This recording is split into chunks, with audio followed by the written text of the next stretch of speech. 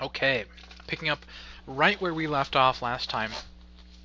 Before we get started with this second part of the material, I'm going to go through some of the topics that I got in the feedback for the first class. I know I talked about these in person, but just to keep them recorded for posterity, here they are. We had a question about activities. Activities are due at the end of the semester. They're due on December 15th. I believe that's the day of our final. Fun fact, if you do really well in the class, you probably don't even have to take the final. It's totally possible to have 100 in the class without taking the final. So try really hard and maybe you won't need to take it. Someone asked about the spurious correlations. The website's totally available here at the end of the PowerPoint, so I won't go through that right now, but feel free to check that out on your own. Someone asked the question, is psychology more than just therapy? So yes, absolutely psychology is more than just therapy. I'd say the majority of psychological research actually has to do with understanding how people and animals work, how minds work, and using that information to better the world. We'll actually talk about the different topics that psychology can cover in this video. Keeping up with due dates and staying connected. So the survey had questions about, what are you worried about once we pivot, once we go to the online version of this class. And the most common concerns people had were keeping up with due dates, making sure they still feel connected to the class, to the teacher, to each other, and also making sure that they understand the instructions on the assignment. So how are we going to do that? Well, number one, the vocabulary is due every week.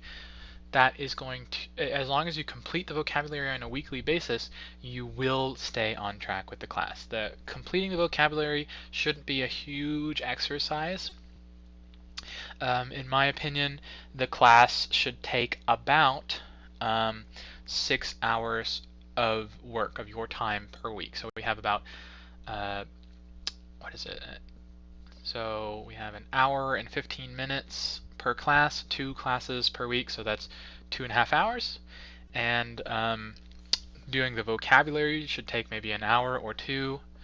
And doing if you do an activity here and there, it should be another hour or 2. So roughly about 5 or 6 hours per week is kind of what I'm expecting from you, regardless of if we're still in class or we've already pivoted. That's why I've kind of set up the class to have the vocabulary to keep you on track. But if you're having trouble staying on track, if I notice that anyone is missing out on the vocabulary, I'll probably reach out to you. But I would really encourage you to reach out to me, and I would be more than happy to work with you, see if we can figure out how to make the class work for you. Excuse me, I did have a bunch of strawberries, and apparently strawberries make me burpy. Excuse me. Okay. In addition, I did see that folks were interested in having Zoom meetings if that's possible. Personally, I avoid having Zoom. I avoid broadcasting the class via Zoom, mostly because in my experience people really don't tune in. Instead, I'm recording the videos, that way they are available at your leisure. It means you could totally do the vocabulary and watch the materials ahead of time whenever you are free. That being said, if you ever need to meet with me, if you want, we can set up a Zoom meeting or another sort of face-to-face meeting, and we can have a conversation almost like we were in person. Just toss me an email about that and we can get that sorted. I'm more than happy to work with you there. I did see that a lot of the people completing the survey have aspirations of being teachers, high school teachers, and sports coaches. So I'll do my best moving forward to try and relate the material that we're talking about to being a teacher, to being a coach. And there will definitely be some sections in the class that are more helpful for you than others. So look out for those. And there was definitely someone who was interested in being able to help maybe their friends and family through mental health, their feelings, and helping others. I'm going to do my best to always put in tips for working through that. The biggest tip I can always give you on how to be mentally healthy or work with people to help improve their health is communication. listen to people, listen to what they want to say, and encourage them to tell you how they're feeling. A lot of guys, for example, have trouble communicating about their feelings, and the best way to get better at that is really just to talk to them. Help them feel comfortable and confident to say what they're feeling, and they'll get better at expressing themselves. And then I just picked that because I'm a guy and I know kind of the issues that guys face, but there will definitely be there is always going to be a benefit from communication in helping people be well and healthy. That's why I try to be as open and communicative and as open as many lines of communication between you and me as teacher and student as I possibly can. Okie dokie, let's get started with the material. So we've already covered correlation stuff. Now let's take a brief look at the history of psychology. I'm not a big fan of history, but it is a good idea to get an idea of where psychology comes from, just so we can have kind of a roots point of view. So, I've divided up the psychology of history into 3 groups. This is a huge summation, and I really did not include all the material that we could have talked about, of course, but this is the 3 things that I want you to know. Number 1, armchair psychology. So armchair psychology, you can kind of suss it out just by the name. It's a very old type of psychology that like philosophers did and Sigmund Freud did and a lot of people did in the past. And it was a type of psychology that involved just kind of sitting down and thinking about, well, how does my mind work? How does another person's mind work? And it's characterized by not really having very much of a scientific rigor to it, not particularly empirical. And while that means that it wasn't super reliable, there are a lot of ideas that came out of that era of psychology that we still have today, or that at the very least kind of paved the way for future learning. So not the best, but a really good start to psychology. The next phase is something called behaviorism. So behaviorism was an era of psychology where people really wanted to push for scientific rigor, and the way they did that is by studying only what we can see from people's behavior or their experiences. So in this case, psychology was kind of limited to the inputs and outputs.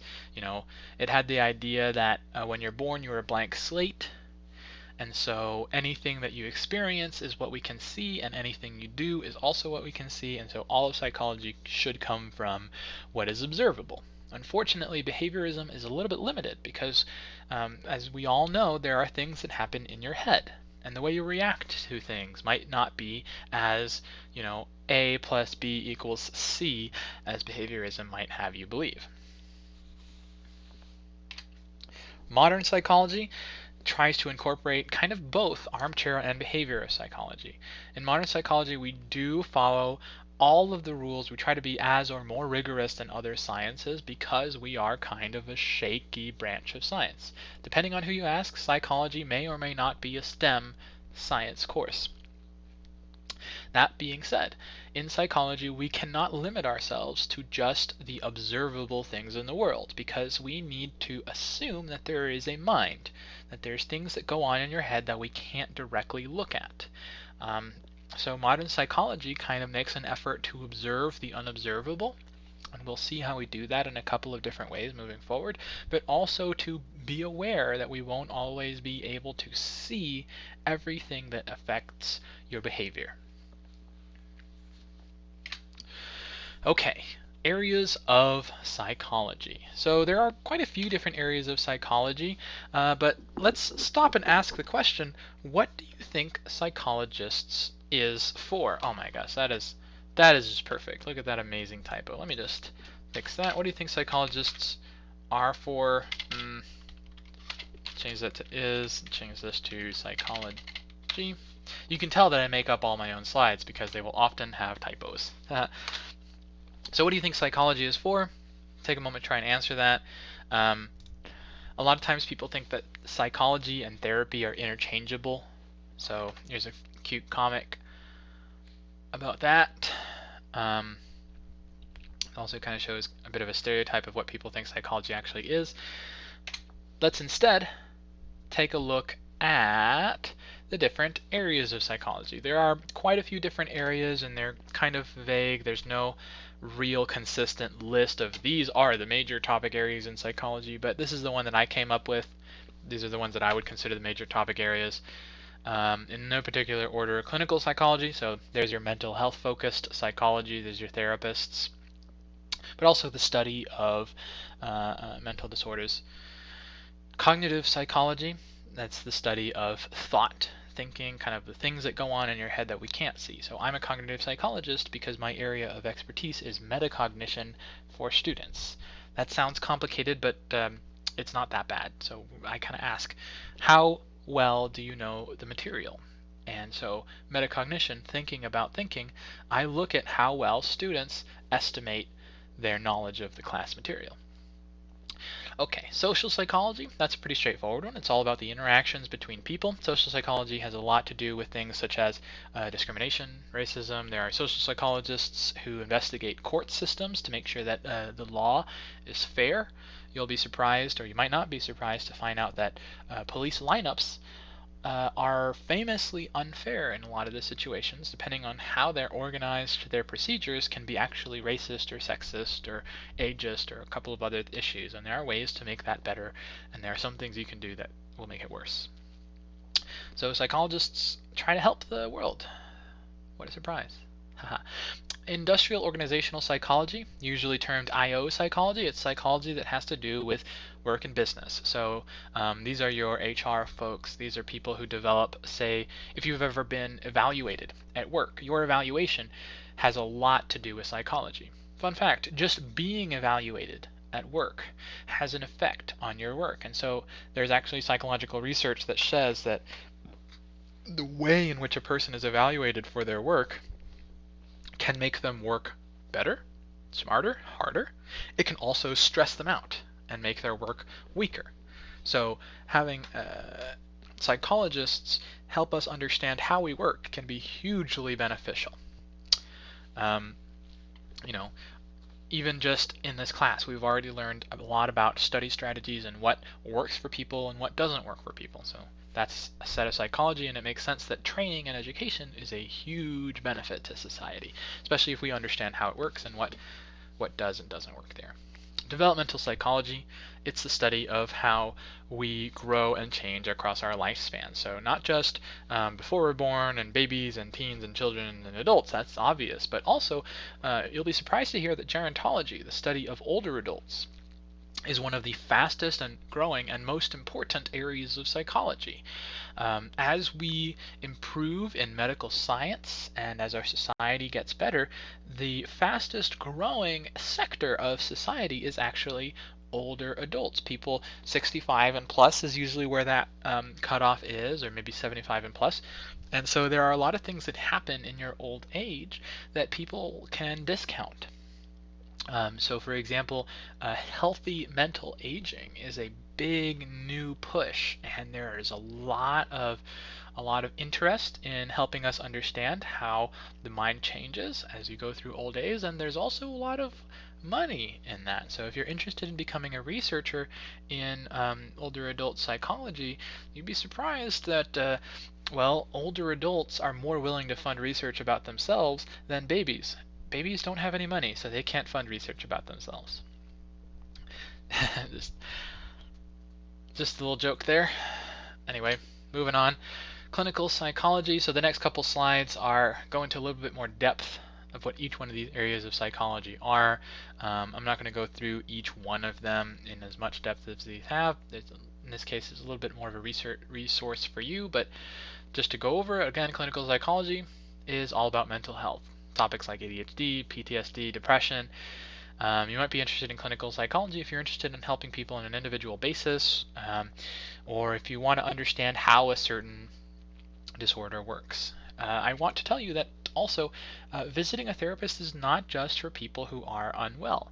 So you don't go to the dentist just if your teeth start hurting. Ideally, you go to the dentist at least a couple of times a year just to make sure that things are all right and you get your cleaning done. And so there is actually a push for preventative psychology, meeting with therapists, talking to them about how things are going and how you're feeling, just to see, hey, Where's your checkup at? And so getting rid of the stigma that a therapist is just for people who have a disorder is really important right now in psychology. Cognitive psychology. So the focus is on thought process, things like memory, language, creativity, learning. You might be interested in cognitive psychology if you like speculating how people work, kind of the little minutia of the day-to-day, not just day-to-day, but minute-to-minute, moment-to-moment things that are going on in your head.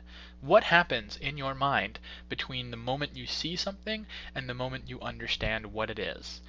What happens in the milliseconds that you see a advertisement flying by as you drive? What happens have you ever had one of those moments where someone says something to you and you go, huh? And then you immediately answer, oh yeah, it's yes or no, right? It takes a moment to understand what they said. I think everyone experiences this feeling sometimes when you hear what someone said but you don't comprehend it. That's because the speed at which you recognize sound happening is a little faster than the speed at which your brain can understand the words that are being said to you. And so cognitive psychology is all about that, what's going on in that mind? How does that noodle do? A lot of times cognitive psychology can be considered a bit of a harder science because we do work with more experiments instead of working with really large groups of people. We try to work with smaller groups of people but mess with them a little bit more so we can see exactly how things work. So less of a big trends, more of a small things, but those small things can be super important. Okay, social psychology. Social psychology focuses on interactions between people. Example topics in social psychology include discrimination, love, friendship, making sure that we understand how law works, making sure things are fair for people. If you're interested in social topics, justice and equality, broad topics that involve large groups of people, social psychology might be your area of interest. Industrial organizational psychology has to do all with work and business. So if you're interested in making lots of money or in working in industry and improving, say, training, the videos that everyone has to go through, the online training that you go through for sexual harassment and workplace policies, anytime you get a job you got to go through that training. It's probably designed by some sort of psychologist that wanted to make sure that you were trained in an efficient, adequate, and effective way. Developmental psychology, most often related to babies, children, teens, how we change and grow across our lifespans, but of course also very much related to older adults and healthy mental aging.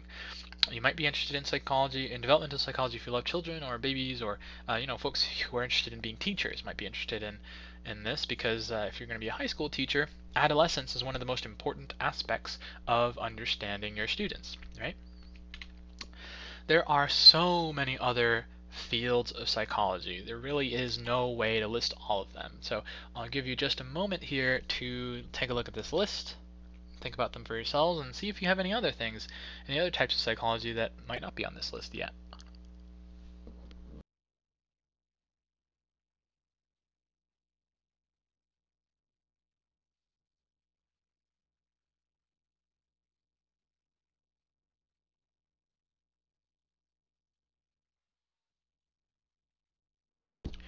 Okay, big ideas in psychology, the last section for this chapter.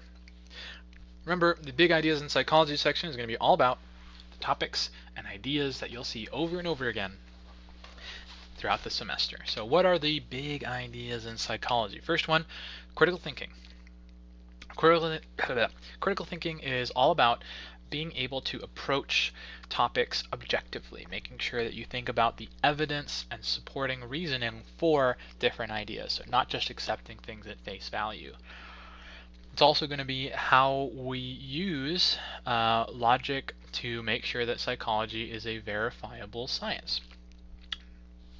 Next up, the biopsychosocial approach. This is a pretty straightforward one, but it can be a really hard one to apply. The idea of the biopsychosocial approach is that everything in psychology, everything about everyone, always comes from multiple sources.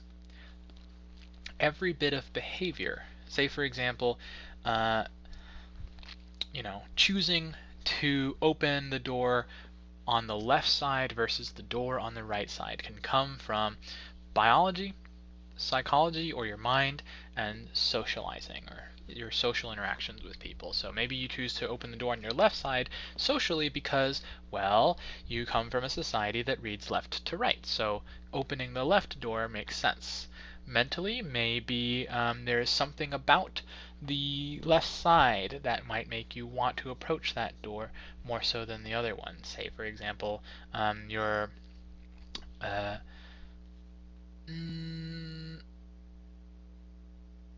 shoot, I can't think of an example there. We'll have a better example here in a moment. But biologically, if you are left-handed, maybe you'll be focusing on the left side more. We'll talk about that more in a moment. Dual processing is a pretty straightforward one, pretty simple. It's the idea that anything that happens in your mind is always going to happen in two ways, consciously and unconsciously, both working together to produce your thoughts and behaviors. Last up, human strengths. So this is kind of a summarizing umbrella term. Really the idea there is to talk about, what things is the mind good at doing? What things are we effective at versus not so good at? The reason it's set up that way is because a lot of people think about psychology just in terms of mental problems or inefficiencies and competencies, but there really are so many things that we can improve on in the world as long as we have just a little bit of knowledge on how people work. To give you an example, let's say that you work at a shoe store and your job at the end of the day is to take all the shoes that have just been left lying around and sort them back into the boxes that they belong in. So that's a big job. You got a big pile of weird, inconsistent shoes. I can tell you that a human strength is, instead of trying to do that whole job all at once, chop it up into a bunch of smaller tasks. Sort the shoes by size, by shape, by color, by men's versus women's. Doing each one of those things will happen a lot more quickly than if you try to do all of them at the same time.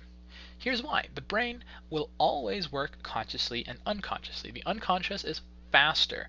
So a strength of the unconscious would be to help you do easier tasks more quickly. You can unconsciously say, well, this shoe's bigger than that shoe.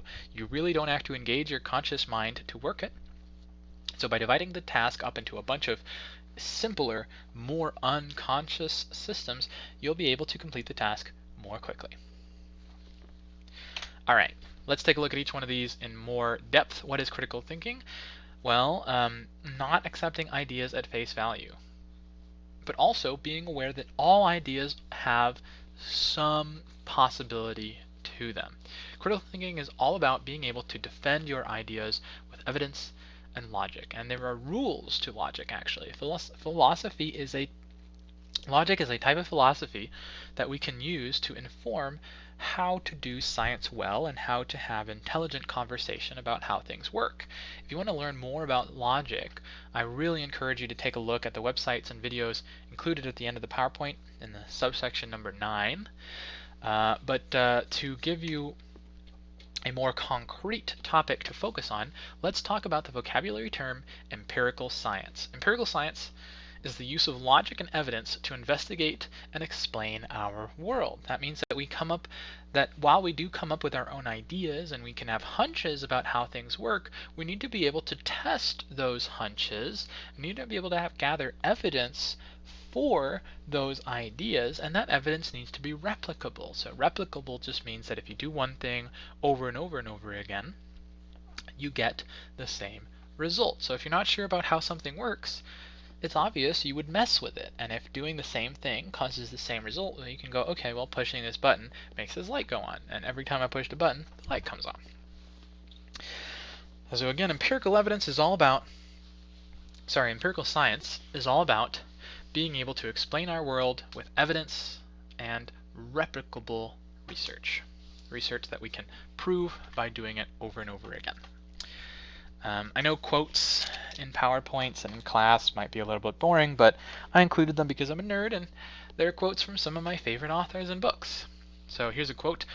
What? No defense? Any student of mine must be able to defend his ideas against an attack. No matter how you spend your life, your wit will defend you more often than a sword.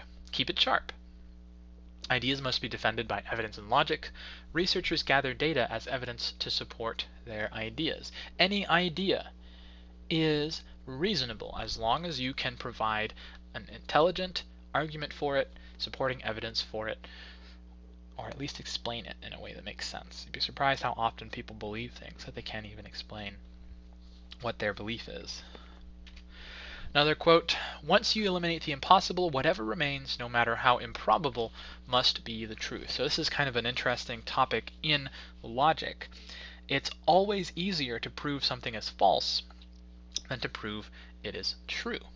It becomes especially true once we get into some more the complicated topics in psychology and in research, but if you want to learn more about that, I would really encourage you to look up videos about the teapot paradox.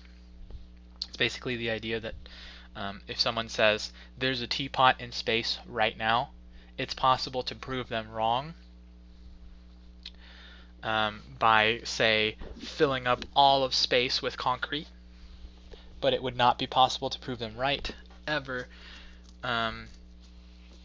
because, you know, even if you saw the teapot, you could be hallucinating. I could be cheating. So, or it might not even be a teapot. It might be something that's similar to a teapot. It might just be an asteroid that happened to be in a similar shape. I know that's kind of a confusing and daunting idea, but at the very least it makes sense that we should always have evidence for our findings, and that a lot of research in psychology or in any area of science is all about proving or disproving ideas. Now, how we talk about ideas is very important. Here are a couple terms that will help us stay straight on how we talk about ideas. Number one, a theory is an explanation about how something works. It might be true, it might be not true. You can have theories about anything at all.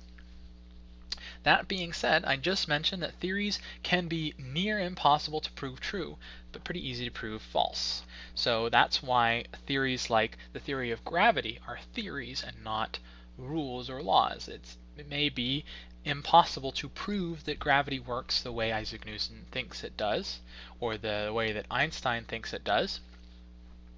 But we can test whether theories work through hypotheses. A hypothesis is a specific testable prediction generally based off of a theory. So if you have a theory, gravity exists, you can make a hypothesis. When I throw something up, it'll come back down. So I've got a button here. Let's test it.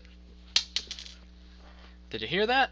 I threw the button up and it came back down. My hypothesis was proven true. The thing that went up came down, therefore I have support for gravity. Interestingly, although that is support for gravity, it could always be support for something else. Maybe like there was wind that pushed it down. Maybe I lied. You can't see what I'm doing, so maybe I just tapped it on the table. Anyway, we're going off on a bit of a tangent. So in empirical science, we have theories about how things work, and we make hypotheses based on those theories to test whether or not those theories have testable proof. You can think of a hypothesis as an operationalization of a theory. Okay, I will pause here to give you an opportunity to watch a video. I'm not going to include the video in this video, that would be kind of nonsense, but go ahead and click on the link, watch the video, and learn about Clever Hans, which is a horse who learned to do math. I'm going to take a moment so you can watch the video, and then I'll talk about it.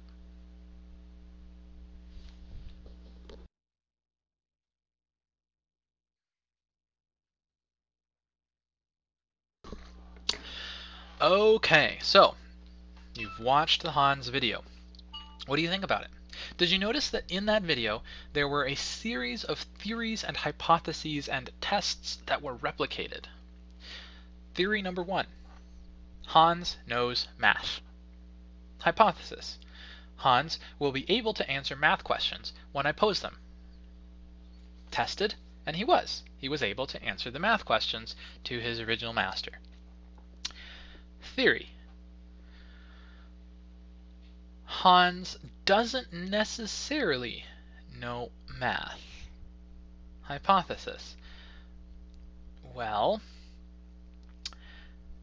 if Hans knows math, he should be able to do it with anybody, right? So he shouldn't have to have his original master present. So if we have someone else ask him for a math question, he should be able to answer it. Or say if his master doesn't know the answer to the math question, Hans should still be able to answer the question. However, when Hans was deprived of information, of visual information from his master, or when his master did not know the information, Hans was unable to answer the math question. So we as a good scientists need to either change or amend our theory. Bear in mind, a good scientist is not one that always poses correct theories, but instead one that is willing and able to follow accountability and to research things and to change or create new theories to fit the results. So, the new theory. Somehow, Hans is receiving information from his master about the answer to the math question. Hypothesis. The information is coming auditorily. Test. Let the horse hear the math question. Nope, horse got it wrong. Hypothesis. Theory. That Hans is receiving math information visually from his master. Hypothesis. If his master, if Hans is receiving visual information from his master, then we should be able to observe what the master is doing differently to teach Hans or to show Hans when to stop moving his hoof, is the way he was answering the questions. And so that theory seems to have been proven at least true or have evidence towards it because they were able to show that just movements of the master's face and body were causing the horse to understand how many times he needed to tap his hoof. So I love that video because it does a great job of going through kind of the scientific method.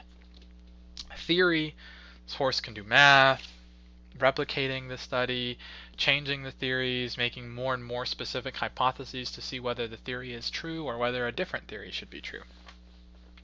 Interestingly, the story of this goes back a little bit further.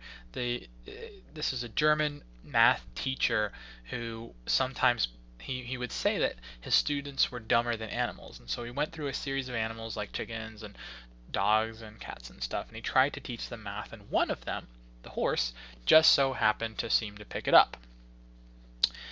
That is already a concern because he thought animals can learn math. Well, no. One out of the bunch of animals that he taught learned math. Maybe the theory would be that horses can learn math. In that case, he shouldn't spend a bunch of time with one horse. He should instead try to teach a bunch of horses math to see if horses are special. And then it turns out, well, maybe there's just that one horse that was special. And then, well, that gets us to this point where we actually were checking. Did Hans learn math, or, was it something kind of cheaty? Even if the researcher didn't realize what the cheating was. Fun fact, on this next slide here, there's a video on teaching your dog math, and it works kind of on the same principle. You just have very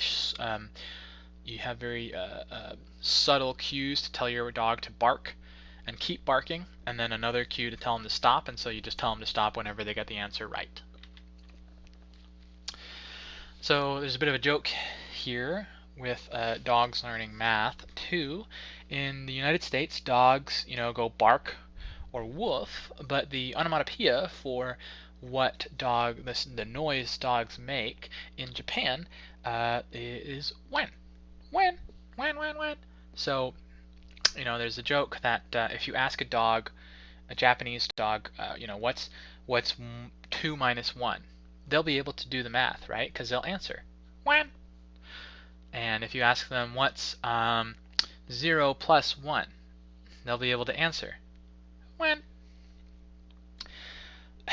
the weird thing is that if you ask a Japanese dog what's 2 plus 2, you might think that they'll answer 1, but actually they'll answer, I don't know.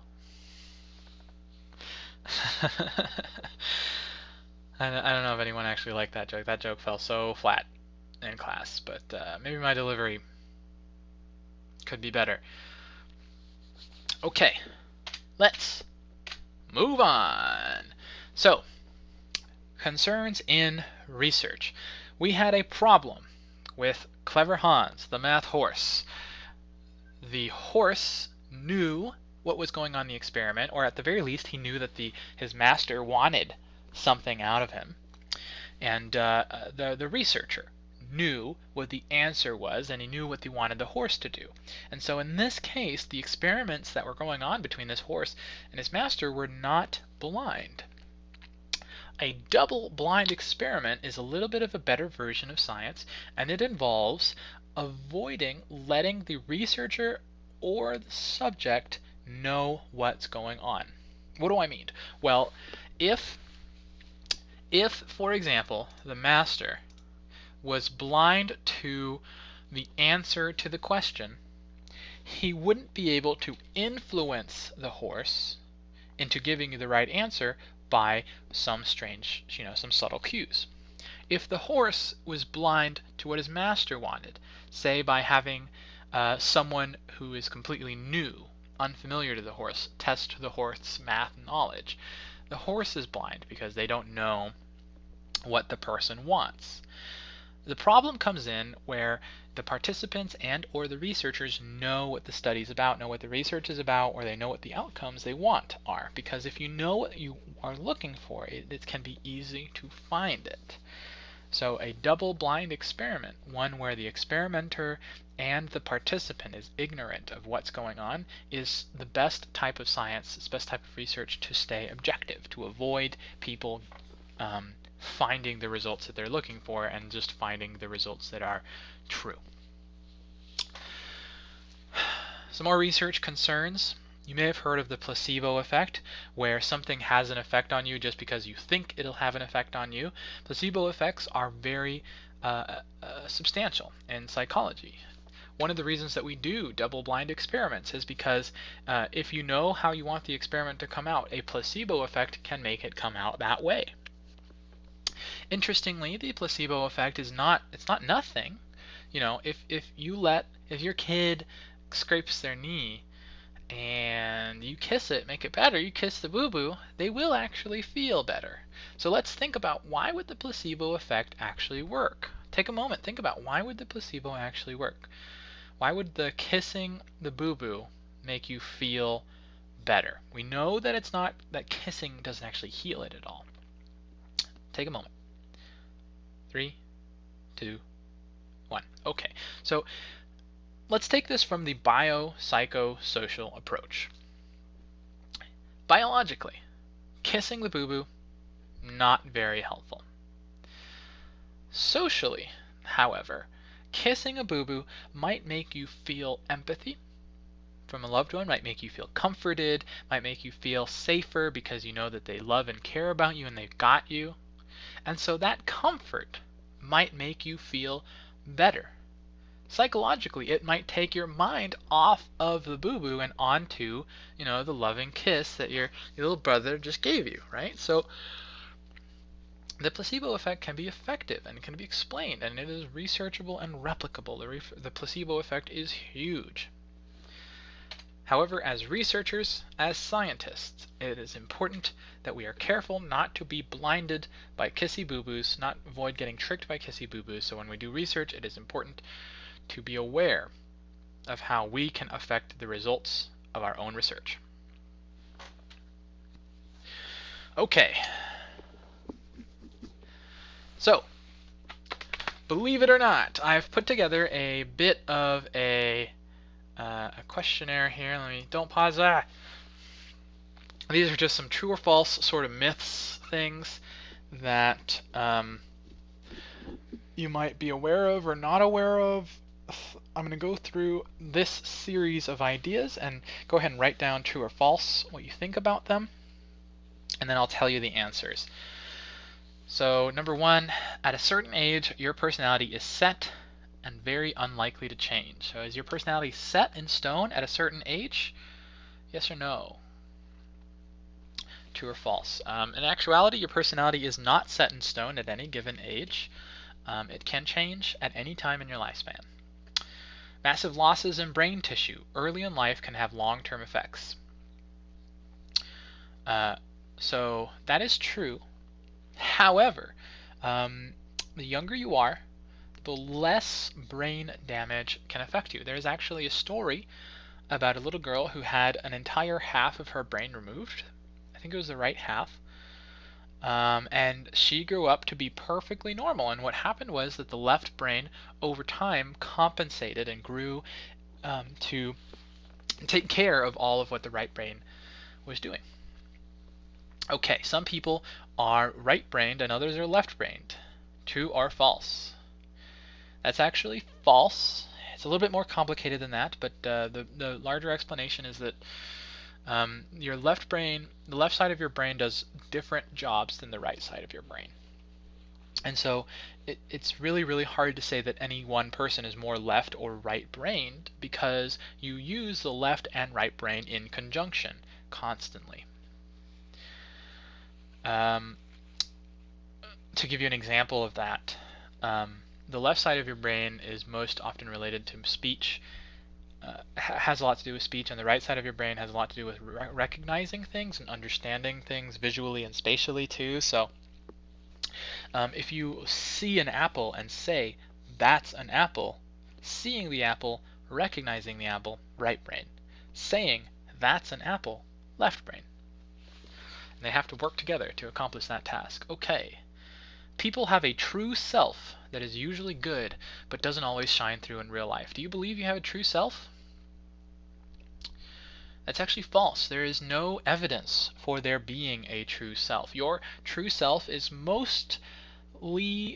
best described as just your behavior.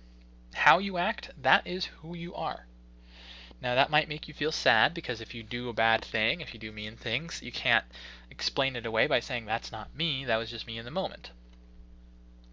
However, that also means that if you've done bad stuff in the past, you can change who you are by just deciding to do better things in the future and by doing those better things in the future.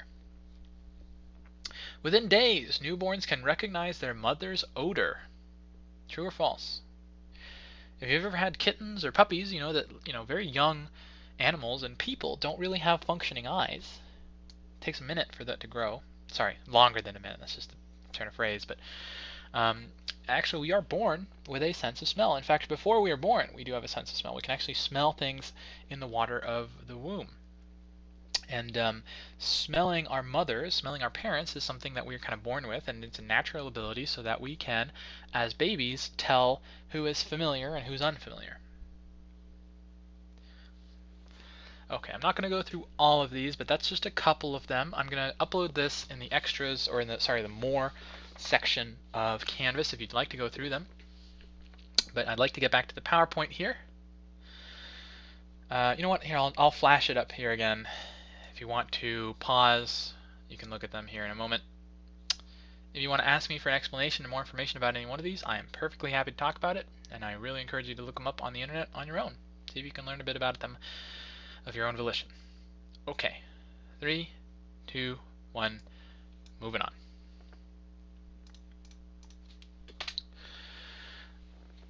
Let's take a look at the biopsychosocial approach. Again, I have already talked about this one. The idea behind this is that in psychology, it is always smart to think of biology, psychology, or mind, and sociology, or social interactions, as working together to explain how we work as people. So, behavior is never caused by just one simple thing. Anything that we do, anything we think, is always going to be caused by multiple sources of causes. And so thinking about ourselves as a multiplicitous people, as a multifaceted thing is going to be beneficial. Let's try an example here. Why do we eat lunch? Can you think of a biological, a psychological or mental, and a social reason why we eat lunch. Each one of these working together to come up with us eating lunch, or the reasons for us eating lunch. I'll give you a moment. You can pause. 3, 2, 1. Okay. Well, biologically, we could get hungry. Physically, we are wanting to eat. But mentally, why would we eat lunch? Well, maybe we have the habit of eating lunch at a certain time. There's a quote from, I think it was The Hitchhiker's Guide to the Galaxy. Time is an illusion. Lunchtime, doubly so. You can eat any time you want. And if you get used to it, you might get hungry. You might have the habit of eating at weird times. My family, we kind of always just ate whenever we're hungry, not necessarily at specific times. So, yeah, before time was invented, lunchtime didn't exist. So, like cavemen and early peoples didn't have watches or clocks to watch all the time, so they probably just ate whenever they were hungry. Finally, social. Why might we eat lunch? Well, if everyone else is eating lunch, it makes sense that we would. Maybe we're socially conditioned to eat lunch. Could be.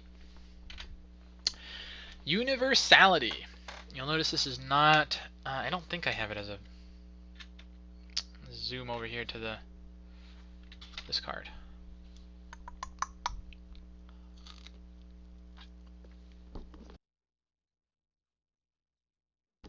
Yeah, okay. So I don't have universality as a vocabulary term, but I do want to introduce you to the idea of universality.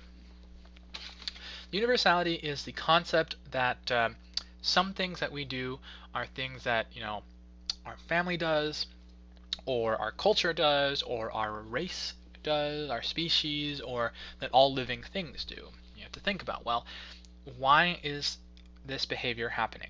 Is it universal or is it specific? So think about this. Are smiles universal? Do all humans smile? Do humans smile from the moment they're born? Is smiling something we're born with? Do animals smile? In actual fact, babies are born with the proclivity to smile when things make them happy or laugh. People smile naturally. Every culture in the world smiles. But although animals seem like they smile, they might look like they smile, they actually don't. That's not something that animals do. They might have the same facial configuration that we could conceive of as being smiling, but smiling does not do the same thing in their culture as it does for us. So, that being said, animals can learn what smiles mean in people. You can learn more about that biological programming and universality of smiles in the subsection 10 of the extra stuff. But it's very useful to always ask yourself, where does this come from? Is this something I'm born with? Is it something that everyone in my culture does? And that really gets us to the idea of nature versus nurture. Nature versus nurture is a topic you may have heard before. It's the idea that we are built of two parts. Nature, our biology, our genetics. Nurture, our experiences, the things that have affected us in our lives. So, what things affect us and who we are? Nature, our genes, tell us, it might give us a greater proclivity for being overweight. We might be genetically predisposed to, be addicted to substances. We might be genetically predisposed to be more or less intelligent. But nurture, our life experiences, have effects on that as well.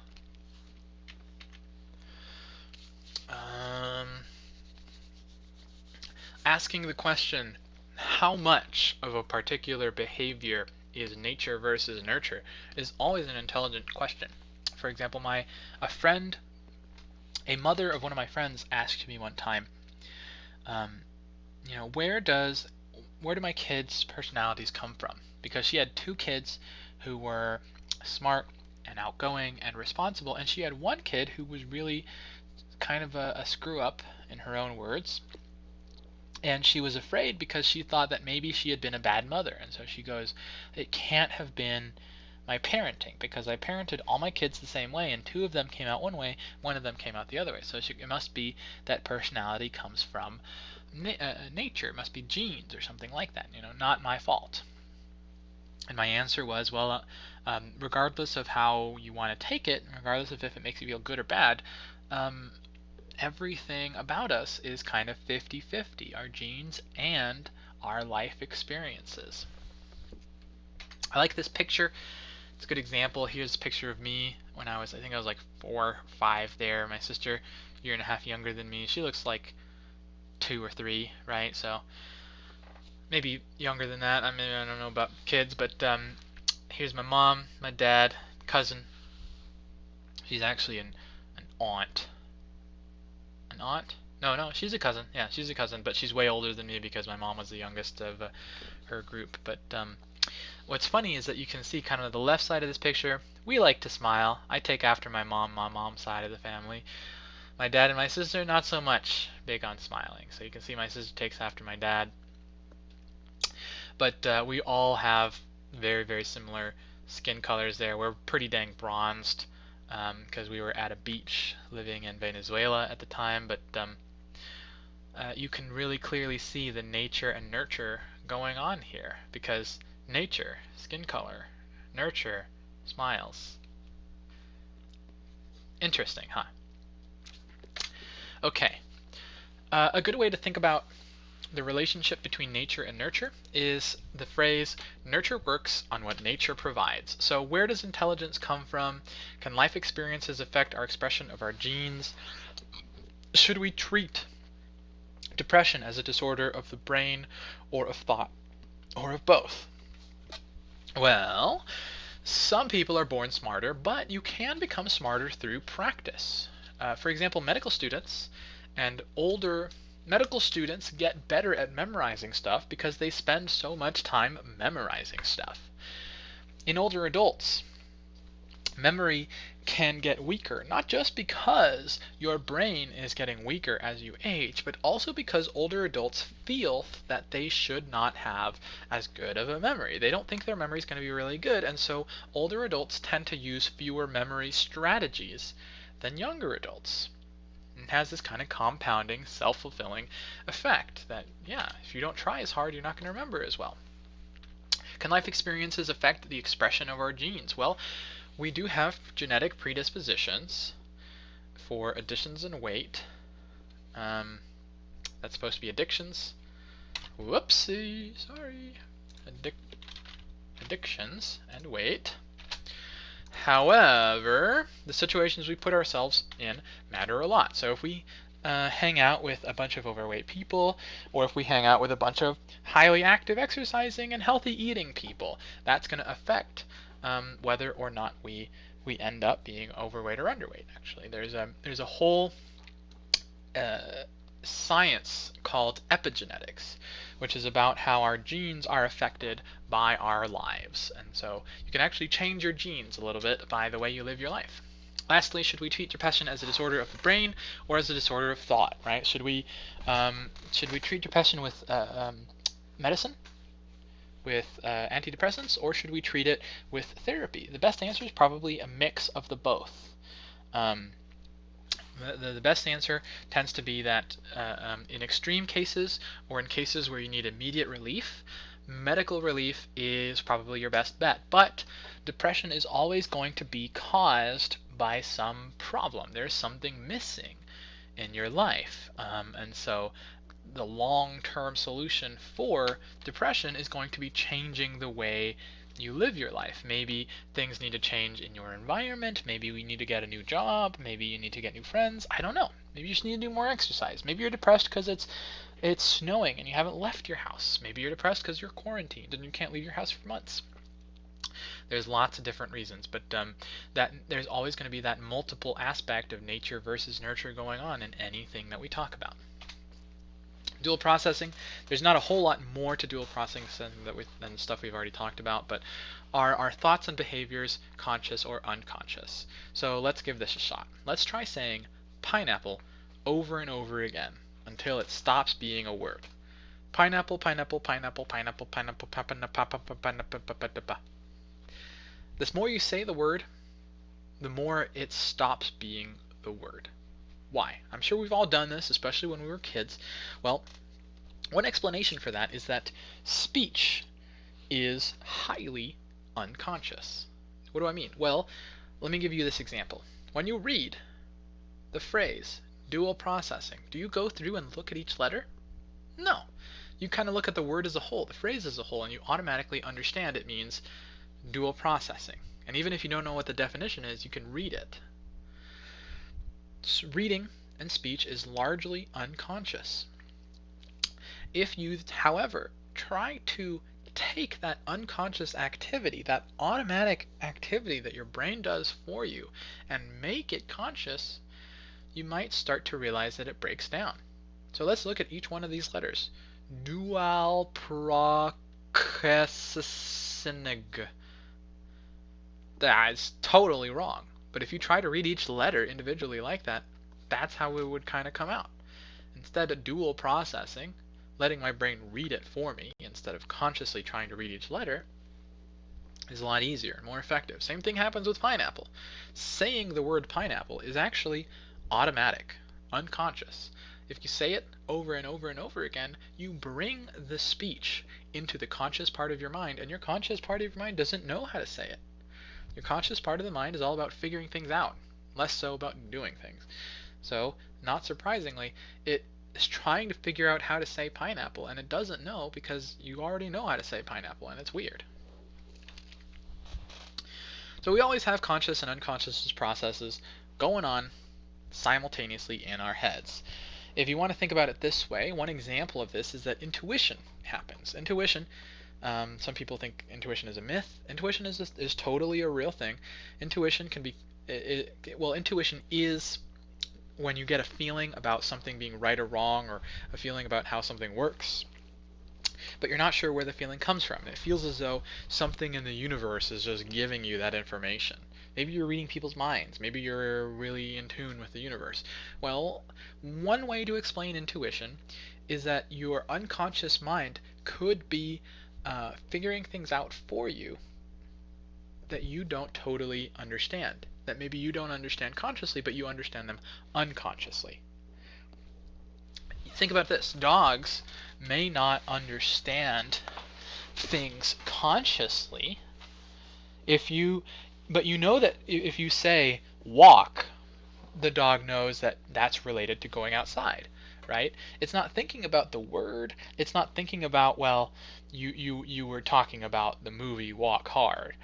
It doesn't know that. It's kind of got this unconscious understanding of the word walk. And so you could think of that response of getting excited and going to the door and getting ready to go on a walk as the dog's intuition. It doesn't know why it knows that they're going to go on a walk. And in that case, the intuition's wrong because they're not going on a walk. You're about to watch the movie Walk Hard. But in the same way, people can understand things unconsciously. This next slide has a wonderful video about this. I really encourage you to watch it. It's not super long. I think it's 5 or 10 minutes. And it does this dual processing explanation just so much justice. If you don't like the way I've talked about it, I promise you this guy will do a great job. So I'll pause here for a moment. 3, 2, 1. Okay. Hopefully you've watched the video now. Let's move on to the last part of the slides, human strengths and challenges. You might think of the purpose of psychology as being to help resolve mental issues or disorders, but there's a lot more to that. In fact, there's a whole world of psychology subsectioned positive psychology. So positive psychology is all about learning how we work so we can help people. Helping humanity by learning how we work. We've already talked about my research, but to reiterate, my research is all about overconfidence and metacognition. So at this point, let me give you an example of this. Raise your hand or think to yourself, are you an above average driver? Most people will estimate themselves as being above average, but that's not really possible, right? Most people are average. So there is such a thing as the better than average effect. The better than average effect is just that. Most people think that they're better than average. Why do you think this happens? Well, that brings us to my own research, metacognition. Metacognition is thinking about thinking.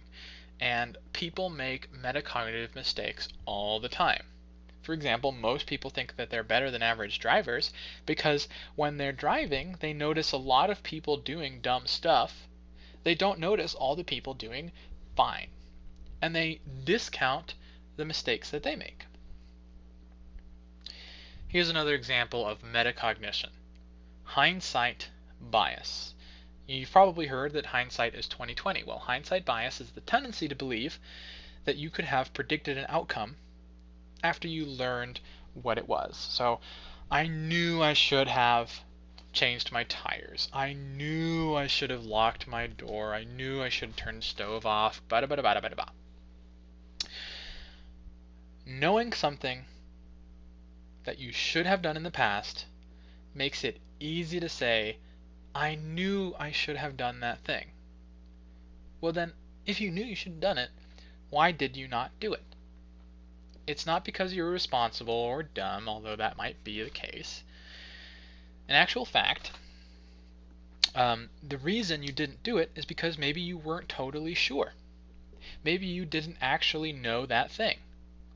But because the information becomes obvious after the fact, it can feel so easy to go, oh, I knew the answer to that question. You didn't. You didn't know the answer to that question. But your metacognition, your thinking about thinking, is flawed. It's always flawed. That's why so many students think they're going to get an A on test and actually fail. Because it's really easy to make metacognitive mistakes. Why does hindsight bias happen? Things are easy to understand when you have the information in front of you. When you're studying, if you study by rereading the textbook, it's easy to feel like you understand the material because the information is right in front of you on the page. That's why I encourage you to test yourself. See if you can remember the information without looking at the textbook, because that gives you a much more accurate view whether you know the information or whether you're tricking yourself into knowing the information. It's really easy to forget what you didn't know in the past.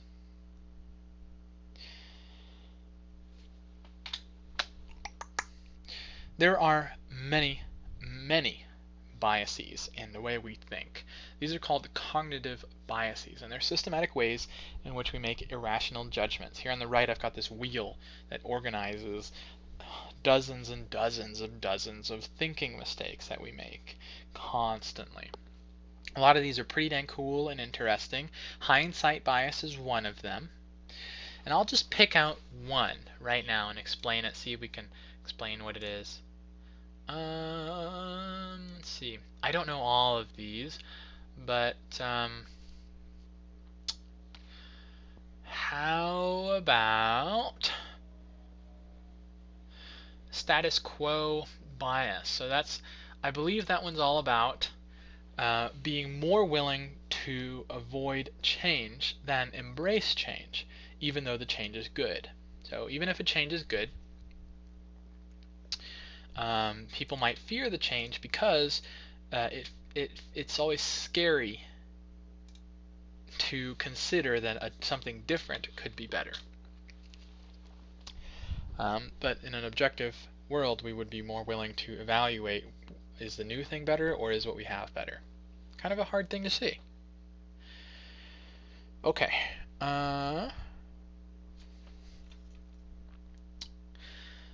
So I've got a link here to a list of cognitive biases. I'd really encourage you to take a look at them because they're so interesting and helpful for learning about real life. But that is the end of the material for this section. We're running a little bit under time. This video is about an hour long, but that assumes that you spent time watching those videos that were included in the material. So make sure you do that stuff. Here's the list of vocabulary for this week.